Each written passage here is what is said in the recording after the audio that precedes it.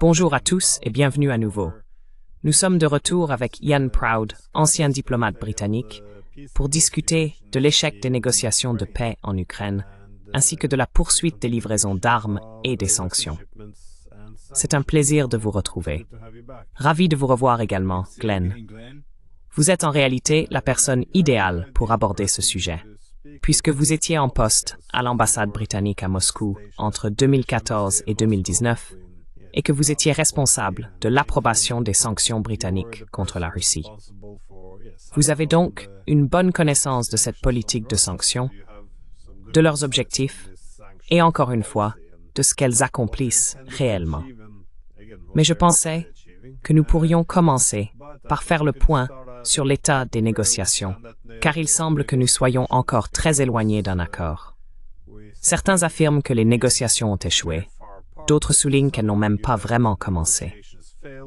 Quelle est votre position?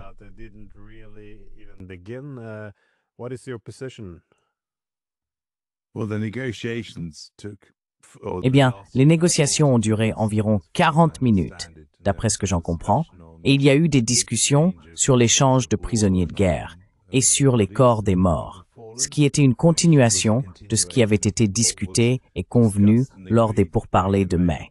Il y a eu quelques bons échanges de prisonniers et de corps qui ont eu lieu par la suite.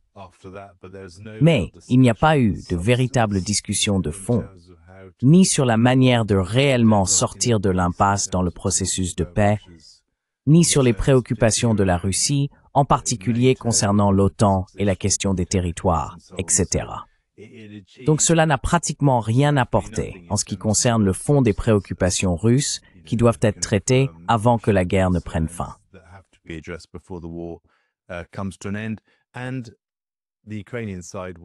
Et la partie ukrainienne était parfaitement consciente que de toute façon, le 2 septembre, le délai de 50 jours fixé par Donald Trump arriverait à expiration. Après quoi, Trump a promis d'imposer d'énormes sanctions secondaires contre la Russie, en particulier un tarif douanier de 100% sur les pays qui importent effectivement du pétrole, du gaz et d'autres produits russes, notamment la Chine, mais aussi l'Inde et d'autres pays. Donc, du point de vue ukrainien, il n'avait pas vraiment besoin de faire quoi que ce soit, car à partir du 2 septembre, la Russie serait de toute façon sanctionnée. Alors, pourquoi réaliser une percée dans les négociations de paix qui pourrait compromettre les sanctions?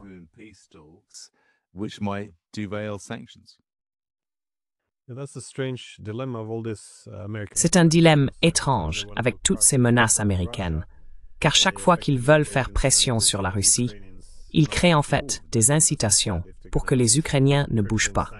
C'est-à-dire, comme vous l'avez dit, s'ils vont imposer ces sanctions paralysantes à la Russie, pourquoi faire des concessions du côté ukrainien ou européen?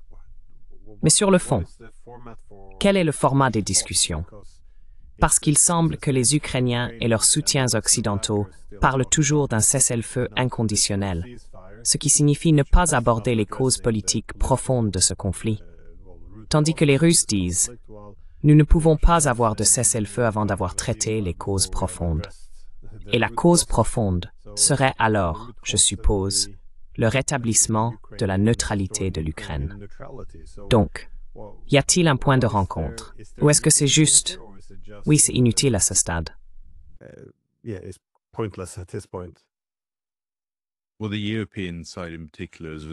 Eh bien, la partie européenne en particulier a résisté à toute tentative de répondre réellement aux préoccupations fondamentales de la Russie.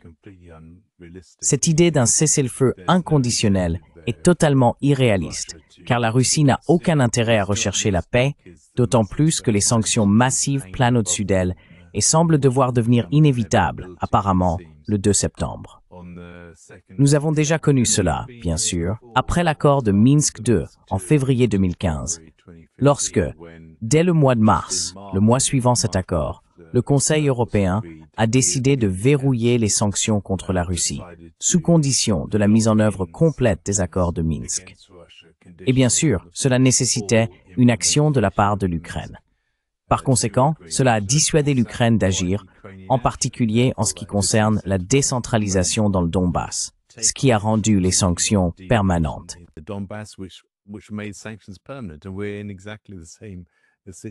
Et nous sommes exactement dans la même situation à nouveau. Il n'y a aucune incitation du côté ukrainien.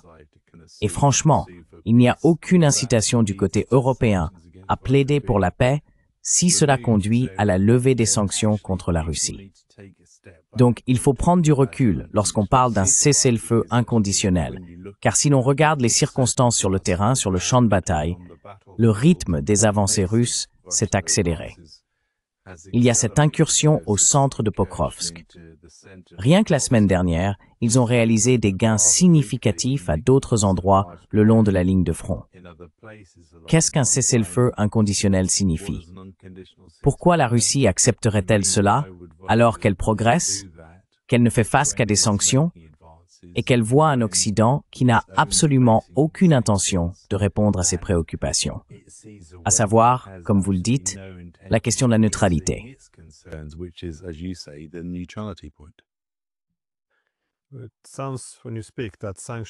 On dirait, quand vous parlez, que les sanctions sont devenues une fin en soi. Mais après avoir travaillé au sein du gouvernement britannique et échangé avec les autres Européens, selon vous, quelle est la réflexion actuelle? Parce que si nous sommes en train de perdre la guerre en Ukraine, quel est le plan B? Est-ce de faire traîner les choses aussi longtemps que possible? Et je veux dire, si nous ne nous attaquons pas aux causes profondes, la Russie n'abandonnera pas cette guerre, à moins d'obtenir la neutralité de l'Ukraine, et nous sommes en train de perdre la guerre. Quel est le plan B dans ce cas?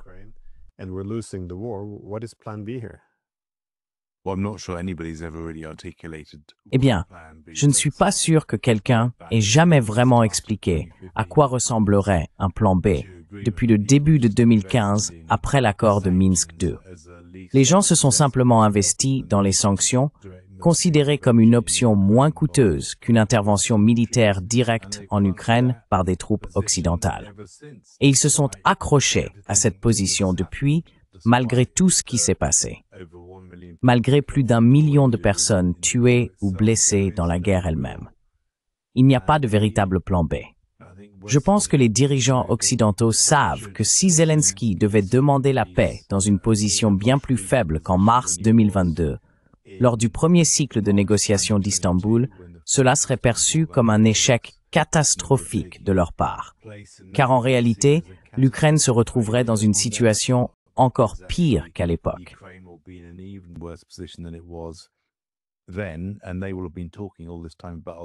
Et pendant tout ce temps, ils n'auront cessé de parler de victoire ultime contre la Russie. En réalité, c'est l'Ukraine qui a perdu. Et en fait, les citoyens européens se sont appauvris dans ce processus. Donc, l'alternative à la poursuite aveugle des politiques ratées qu'ils appliquent depuis 10 ans, c'est l'échec catastrophique. C'est pourquoi ils repoussent le problème, car ils ne veulent pas affronter les conséquences politiques de cela dans leur pays.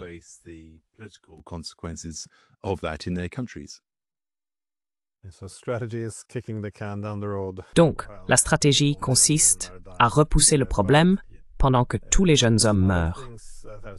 Mais il y a d'autres choses qui m'ont intrigué. Chaque fois que Zelensky prend la parole, il insiste sur le fait qu'il doit rencontrer Poutine, que c'est le seul format raisonnable. D'où vient cette obsession de rencontrer Poutine? Je veux dire, si les principaux points de désaccord n'ont pas été réglés, qu'est-ce que cela est censé accomplir? Vous savez, en général, les chefs d'État ne mènent pas eux-mêmes les négociations.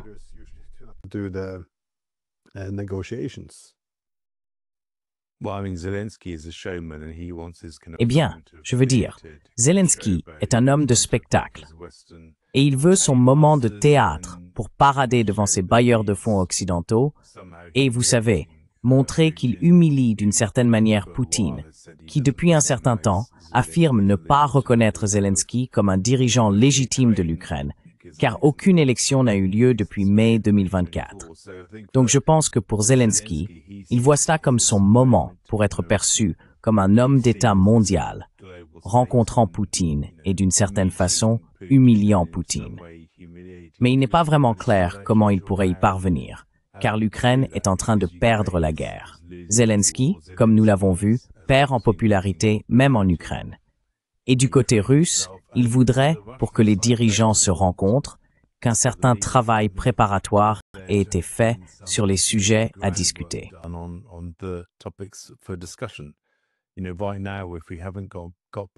Vous savez, à l'heure actuelle, si nous n'avons même pas dépassé la discussion sur la remise des prisonniers et la restitution des corps, alors en réalité, Poutine ne se réunira pas tant qu'il n'y aura pas un véritable ordre du jour sur la table. Et cela inclurait la neutralité, ainsi que des questions concernant, vous savez, la manière dont la reconnaissance du statut des territoires serait abordée. Sans un travail préparatoire permettant de se rapprocher d'un point où il pourrait éventuellement trouver un accord, pourquoi la partie russe voudrait-elle se réunir? De toute évidence, les dirigeants se rencontrent lorsque 95% d'un accord a été trouvé et qu'il reste à régler ensemble les questions finales, les plus délicates. Nous sommes loin de ce stade. Nous ne parlons même pas du tout de la neutralité de l'Ukraine. Vous voyez, de quoi discuterait-il? Se réunirait-il? Et Zelensky dirait, eh bien, nous n'abandonnerons jamais l'OTAN. Et Poutine dirait, d'accord, je veux dire, de quoi discuterait-il si ce travail n'a pas été effectué?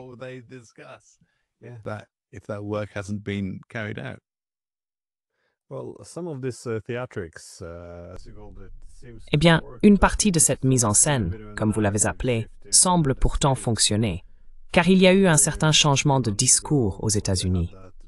Il y a quelques mois, lors de cette grande dispute dans le bureau ovale, on a vu que Zelensky était accusé de refuser de parler avec les Russes.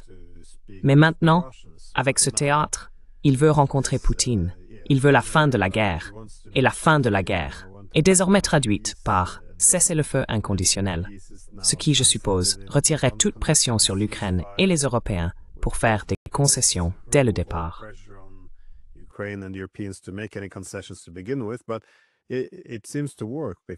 Mais cela semble fonctionner, car désormais l'establishment politique et médiatique semble capable d'imposer le récit selon lequel, eh bien regardez, Zelensky veut la paix. Il appelle à un cessez-le-feu, tandis que Poutine ne veut pas la paix parce qu'il souhaite s'attaquer aux causes politiques de la guerre. Alors penses-tu que Trump se laisse convaincre par ce discours, ou bien joue-t-il aussi un jeu? Parce qu'au début de sa présidence, il semblait reconnaître, et il l'a mentionné au moins à 2 reprises, que l'expansion de l'OTAN était la cause de la guerre. Alors, comment en est-on revenu à cesser le feu inconditionnel, ce qui serait presque une capitulation pour la Russie?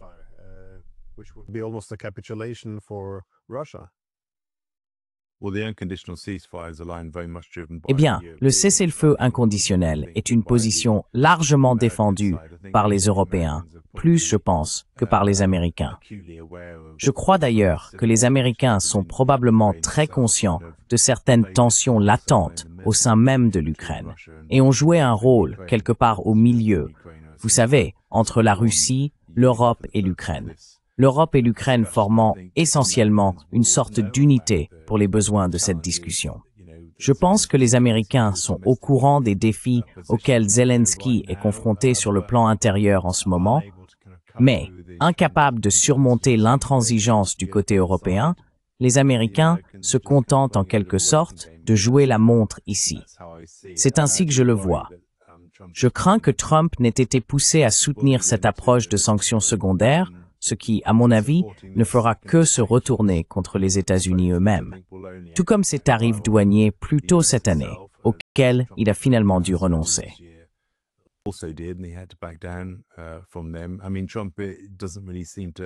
Je veux dire, Trump ne semble pas vraiment avoir de stratégie claire en ce moment, mais je ne pense pas qu'il soit aligné sur la position totalement irréaliste de cesser le feu inconditionnel que défendent les Européens et Zelensky. Mais je pense, encore une fois, qu'il se retrouve impuissant à trancher et à conclure un accord, comme il l'a fait, pour être franc, en 2017 après son arrivée au pouvoir lors de son premier mandat.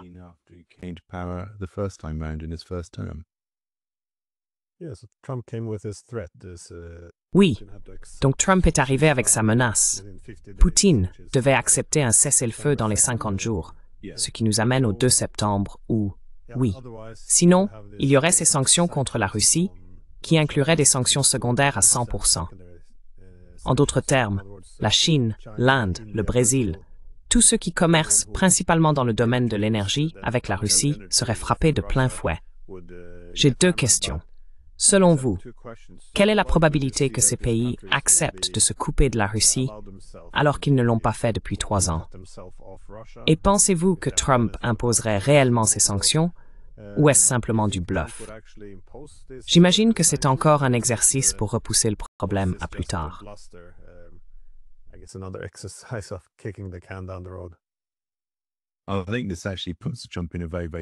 Je pense que ça place en réalité Trump dans une position très très difficile, car il s'est imposé ici un ultimatum, pour être franc. Et s'il regarde en arrière, rien que depuis le printemps de cette année, ses efforts pour vraiment assommer la Chine avec d'énormes droits de douane n'ont en fait pas fonctionné. Les Américains ont été contraints de reculer, et de plus en plus d'économistes américains s'inquiètent de la menace que représente pour l'économie intérieure américaine cette première vague de droits de douane plus tôt cette année. Donc, l'idée qu'ils puissent maintenant revenir en arrière et soudainement imposer des droits de douane de 100%, en plus de ceux déjà existants sur les produits chinois, relève un peu du fantasme. Je pense que Trump s'est laissé acculer dans un coin sur ce sujet, et cela le place dans une position très très difficile.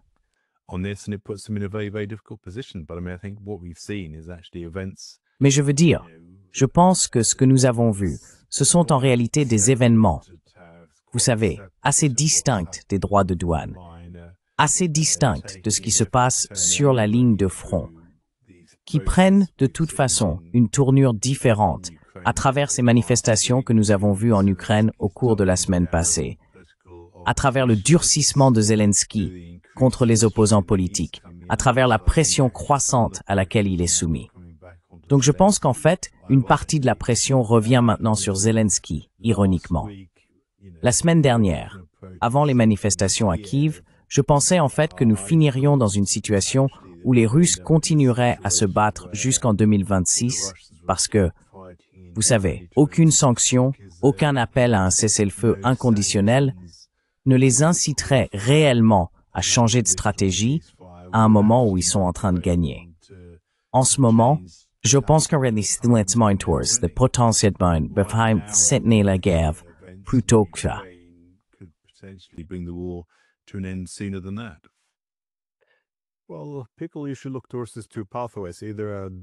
Eh bien, les gens envisagent généralement 2 issues possibles. Soit une défaite sur le champ de bataille, soit un effondrement politique à Kiev. Les deux semblent être des perspectives plausibles.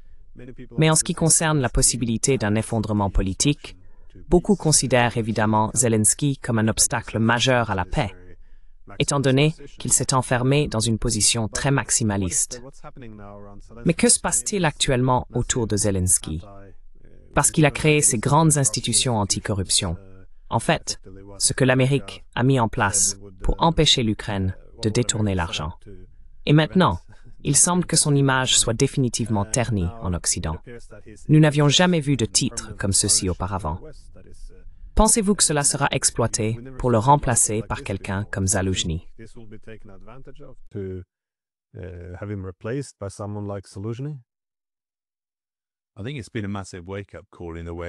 Je pense que cela a été un véritable électrochoc en Occident et cela faisait longtemps que ça couvait.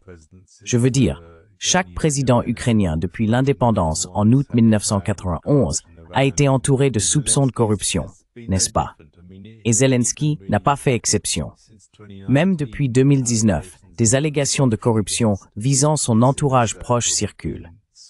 Vous savez, la Cour des comptes européenne a publié en 2021 un rapport accablant sur ce qu'ils appellent la grande corruption en Ukraine. Le journal The Guardian a publié en 2023 un rapport accablant sur l'entourage de Zelensky.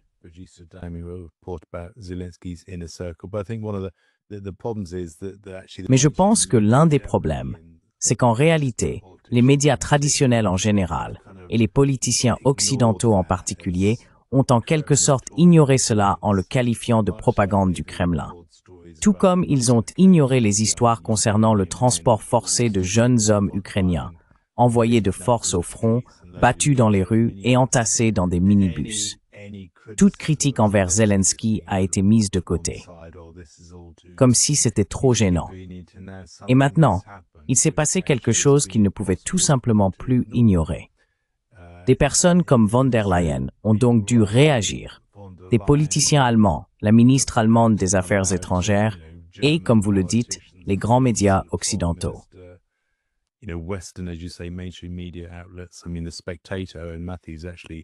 Je veux dire, The Spectator et Matthews ont carrément déclaré que Zelensky devrait démissionner, ce qui est remarquable de la part d'un média britannique grand public.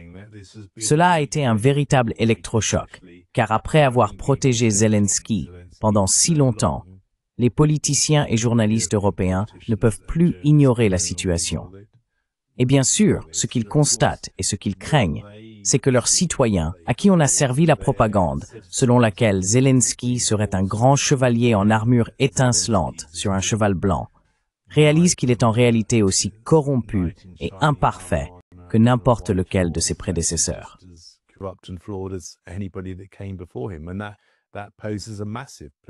Et cela représente un immense défi politique pour ces responsables européens dans leur propre pays.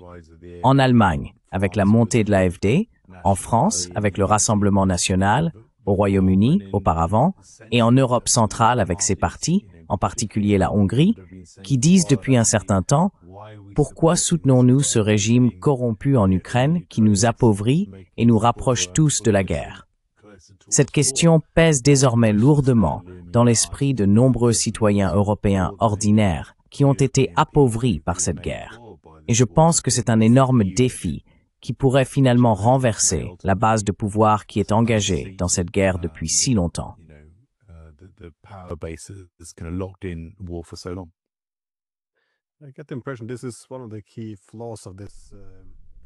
J'ai l'impression que c'est l'un des principaux défauts de cette guerre, car elle devient tellement axée sur le récit que les élites européennes, tant politiques que médiatiques, ne parviennent plus à voir la réalité telle qu'elle est.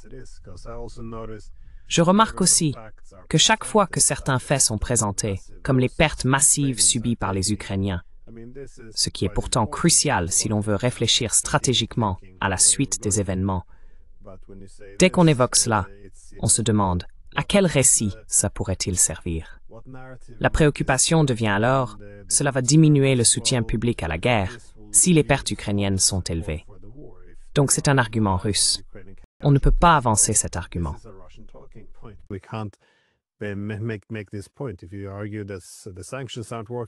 Si vous soutenez que les sanctions ne fonctionnent pas, eh bien, vous réduisez désormais la confiance dans les sanctions.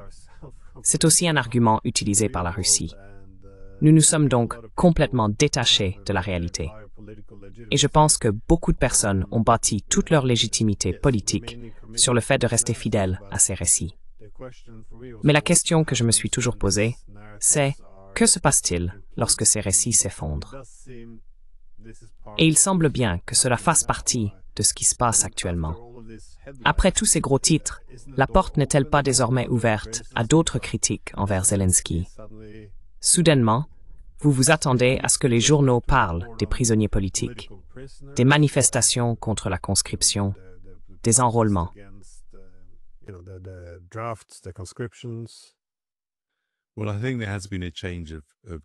Eh bien, je pense qu'il y a eu un changement de ton. Mais savoir si cela va mener à un bouleversement radical, je ne suis pas sûr que ce sera forcément le cas. Chaque fois que l'on lit l'un de ces rapports critiques sur Zelensky, ils sont toujours très nuancés. Si on les lit, c'est toujours « Oui, nous savons que la Russie est mauvaise et que tout est la faute de Poutine ». Il y a beaucoup de précautions dans ces articles. Je ne vois pas qu'il y ait eu un changement fondamental. À ma connaissance, il n'y a eu aucun reportage sur une bossification dans les médias grand public occidentaux. Je ne vois aucune raison que cela change.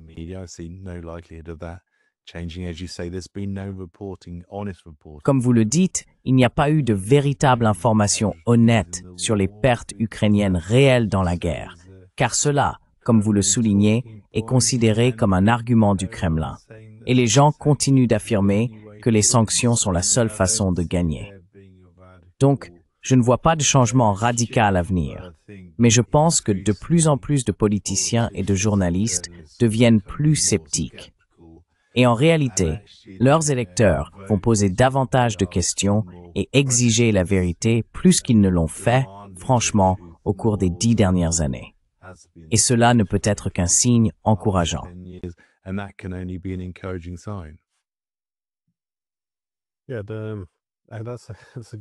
Oui, c'est un bon point. J'ai effectivement lu dans quelques articles que oui, cela pourrait être plus autoritaire. Cependant, c'est un précédent en temps de guerre, donc c'est la faute de Poutine. Mais en même temps, tu as mentionné qu'il y a aussi la possibilité que les lignes de front s'effondrent. Et c'est clairement, comme tu l'as dit, Pokrovsk est probablement le meilleur exemple. Et il y a beaucoup d'autres exemples où les Russes arrivent dans des zones bien fortifiées, avec des dents de dragon et de profondes tranchées, mais il n'y a personne, et ils traversent simplement tout droit.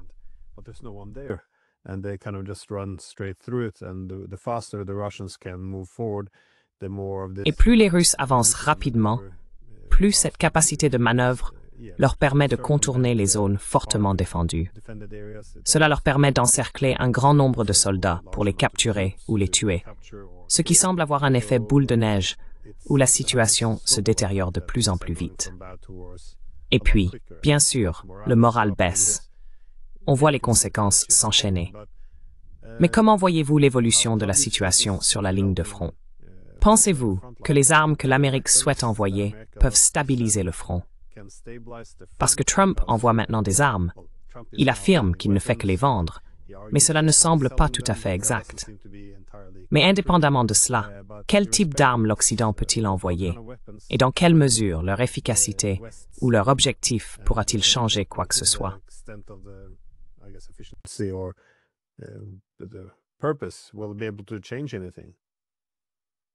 Eh bien, les Américains et les Européens envoient des armes depuis le début de la guerre, et même avant la guerre. Et cela n'a pas vraiment changé la situation sur le terrain. Je pense que si Pokrovsk tombe à un moment donné dans le mois ou les 2 mois à venir, cela aura un impact psychologique massif du côté ukrainien dans la guerre. Et je pense que cela pourrait être un autre tournant qui accentuerait encore la pression sur Zelensky. Je veux dire, quand on parle de quantité d'armes, alors que des milliards et des milliards de dollars d'armes ont été dépensés sans gain évident pour les Ukrainiens. Cela ne semble pas vraiment. Vous savez, la question semble être, à quel moment une sorte de défaite stratégique sur le champ de bataille change-t-elle tellement l'état d'esprit en Ukraine que sur fond d'autoritarisme croissant de Zelensky, les gens commencent à exiger un changement avant que l'ensemble du Donbass ne soit perdu au cours de l'année à venir. Et je pense que ce choc psychologique pourrait en réalité être très très significatif au vu de ce qui s'est passé en Ukraine la semaine dernière.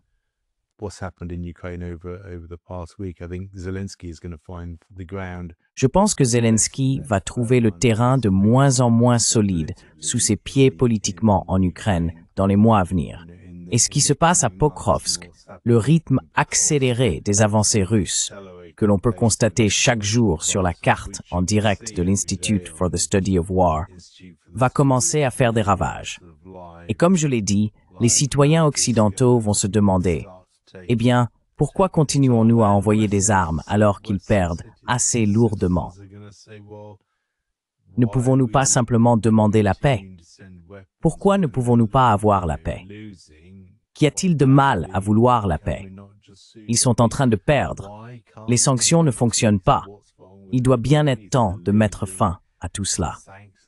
Je veux dire, c'est une question que de plus en plus de gens vont se poser, alors qu'on leur sert la propagande, selon laquelle, eh bien, nous finirons par gagner, et il doit y avoir un cessez-le-feu inconditionnel, ce qui est complètement illusoire.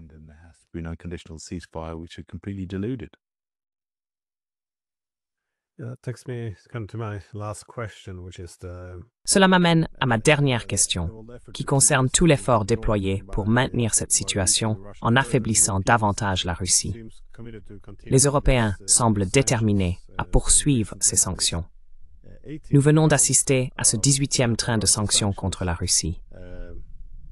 Il paraît étrange de se demander si cela aura plus d'effet que les 17 précédents. Mais quelle est la suite?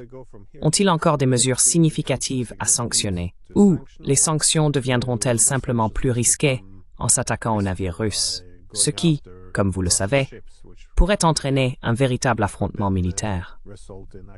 Où pensez-vous que les Européens, y compris les Britanniques, vont aller à partir de maintenant? Parce qu'il semble, corrigez-moi si je me trompe, que même certains des plus fervents opposants à la Russie, que ce soit Starmer ou Macron, ont récemment modéré leur rhétorique. On n'entend plus autant parler de chasseurs britanniques dans le ciel ukrainien ou de troupes françaises stationnées en Ukraine. Certains commencent-ils à faire marche arrière ou comment analysez-vous la situation?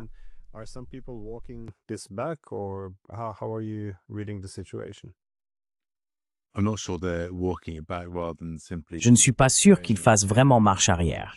Ils se contentent plutôt d'adoucir leur discours. À mon avis, la vérité, c'est qu'ils ne savent pas vraiment quoi faire. Hier, dans les médias, notre ministre de la Défense affirmait que des troupes britanniques combattraient pour Taïwan, alors que nous n'avons même pas pu envoyer 10 000 soldats en Ukraine. Donc franchement, l'idée qu'ils aient un plan clair pour tout cela,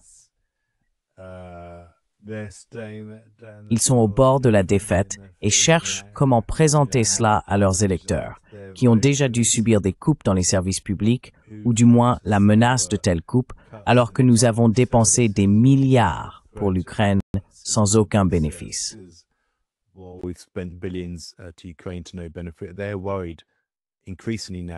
Ils sont de plus en plus inquiets maintenant des conséquences politiques internes de cette guerre, je le soupçonne, plus que de la guerre elle-même.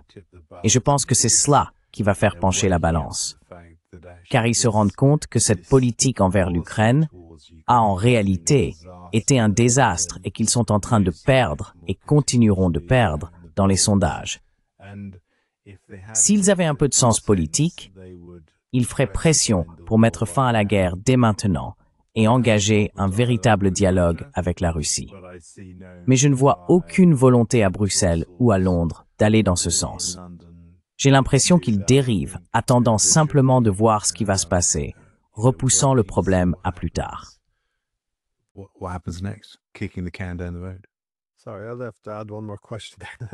Désolé, je dois ajouter une question de plus. Voyez-vous un point commun derrière tout cela? Parce que cette idée britannique, je l'ai vue en Grande-Bretagne, et l'Australie qui combattrait la Chine, semble vraiment étrange. C'est une rhétorique qui aurait dû être prise très au sérieux au milieu du 19e siècle, mais beaucoup moins aujourd'hui, aux portes de la Chine, avec cette nouvelle Chine puissante. Est-ce simplement l'Europe qui n'arrive pas à trouver sa place dans un monde multipolaire? Parce que, comme vous le dites, il existe ici des voies vers la paix. Il y a des possibilités. Il semble aussi que l'intérêt national serait d'atténuer certains de ces discours, surtout maintenant avec ces économies plus énergivores et l'introduction de l'IA. Un partenariat avec des pays comme la Russie nous serait vraiment utile. Mais les intérêts nationaux sont rarement pris en compte de nos jours. Voyez-vous une explication globale à ce qui arrive à l'Europe en ce moment? Parce qu'il semble que toutes nos politiques ne soient plus qu'un exercice d'automutilation.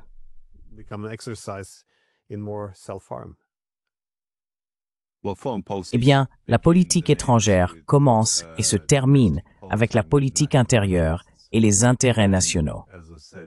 Comme je l'ai dit à de très nombreuses reprises, il s'agit de l'intégrité territoriale, de la sécurité de votre population et de la prospérité économique. Je pense que ce qui s'est passé en Europe au cours des 10 dernières années, depuis le début de la crise ukrainienne, en réalité, c'est qu'ils ont perdu de vue quels étaient leurs intérêts stratégiques fondamentaux. Le projet européen est né après la Seconde Guerre mondiale, où en ouvrant la collaboration économique, sociale et culturelle, nous avons permis une plus grande ouverture et une plus grande circulation entre les citoyens des différentes nations d'Europe, de manière à réduire les tensions et à diminuer la possibilité de retomber dans de nouveaux conflits sur le continent européen. C'était une formule très réussie. Personnellement, je ne crois pas que les Américains aient garanti la paix en Europe. Je pense que ça s'est produit de façon organique, simplement parce que les gens étaient plus ouverts, commerçaient et interagissaient davantage les uns avec les autres. Mais malheureusement, tant l'Union européenne que le Royaume-Uni se sont orientés vers une logique du type « En fait, nous devons ici nous concentrer sur un agenda de politique étrangère ». Et l'un de ces axes est la volonté de contenir la Russie. Et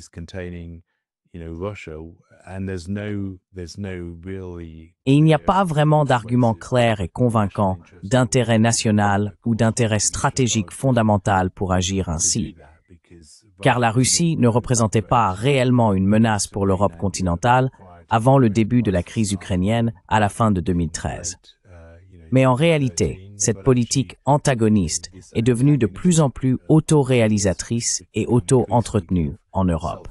Et elle érode en fait les intérêts stratégiques fondamentaux de l'Europe, à savoir la sécurité des citoyens, la prospérité économique du bloc et ce genre de choses.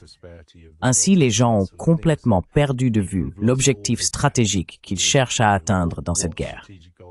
En réalité, il faut revenir aux fondamentaux.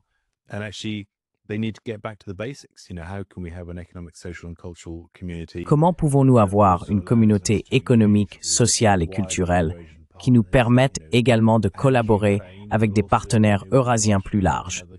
Non seulement l'Ukraine, mais aussi, vous savez, la Russie et d'autres pays, au bénéfice de tous nos citoyens. Ce sera une bien meilleure façon d'assurer leur sécurité à l'avenir, leur prospérité économique et ce genre de choses. Nous devons simplement revenir aux bases de cette formule économique, sociale et culturelle, je pense, et abandonner les éléments du traité de Lisbonne, le fait que l'Union européenne ait son propre chef de la politique étrangère et ce genre de fardeau. Il faut une remise en question fondamentale des institutions européennes, sinon le projet de l'Union européenne risque de s'effondrer.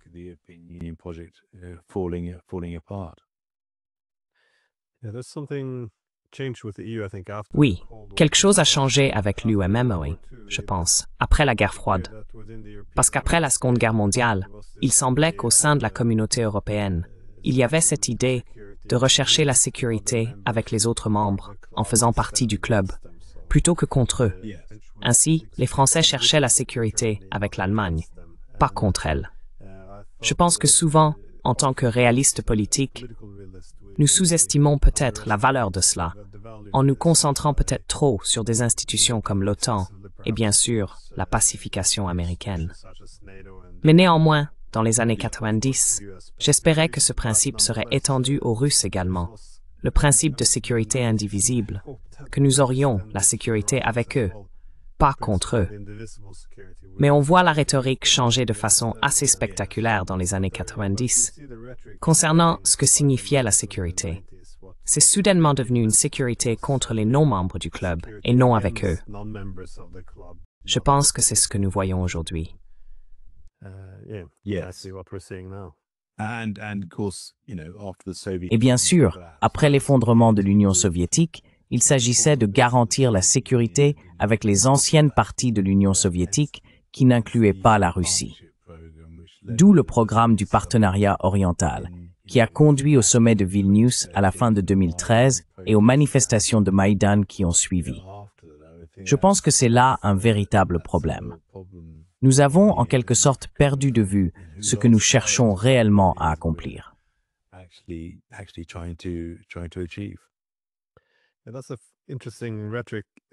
C'est une rhétorique intéressante. Dès les années 90, les Russes disaient exactement la même chose. Si vous essayez d'intégrer nos voisins dans le club européen, mais pas nous, vous créez des lignes de division. Cela va raviver la logique de la guerre froide, et nous allons avoir des conflits. Et le pire de tous les pays sera ce grand pays si proche et si intimement lié qu'est l'Ukraine. C'était tout le postulat. Et c'est un peu, il fallait tester cette théorie. Que se passe-t-il si vous essayez seulement d'intégrer les Ukrainiens et pas la Russie? Eh bien, vous tracez de nouvelles lignes de division, vous recréez la logique de la guerre froide, vous provoquez un conflit militaire, et voilà où nous en sommes.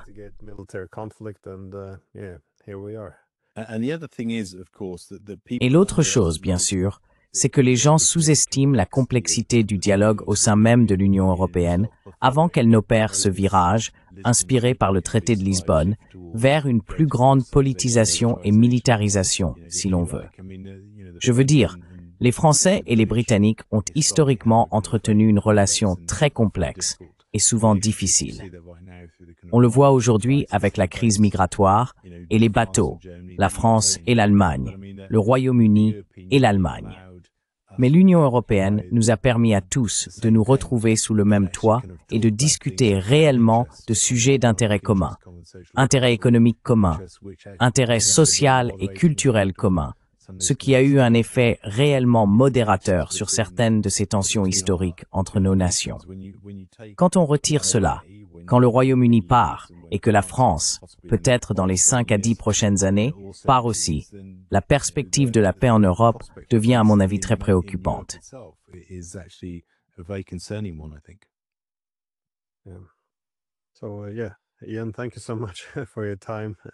Alors, oui Yann, merci beaucoup pour ton temps. J'espère que la prochaine fois, nous aurons quelque chose de plus positif. Il semble maintenant que nous entrons dans les phases finales, si je ne me trompe pas. Nous ne pouvons pas continuer ainsi beaucoup plus longtemps. Sur les lignes de front, nous manquons d'Ukrainiens et nous manquons d'armes. Donc cette guerre par procuration va, je suppose, prendre fin plus tôt que tard. Oui, cela pourrait durer jusqu'en 2026, je ne sais pas. J'aurais préféré voir un règlement politique.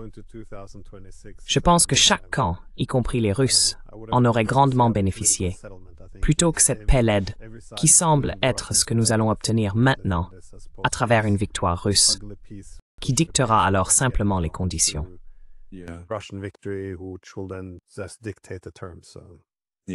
Oui, voilà. Ça aurait pu être très très différent si nous l'avions terminé en mars 2022. Oui. Je suis d'accord. Donc oui, merci encore. Désolé pour toutes les questions de dernière minute. C'est d'accord. Toujours un plaisir de discuter, Glenn. Merci.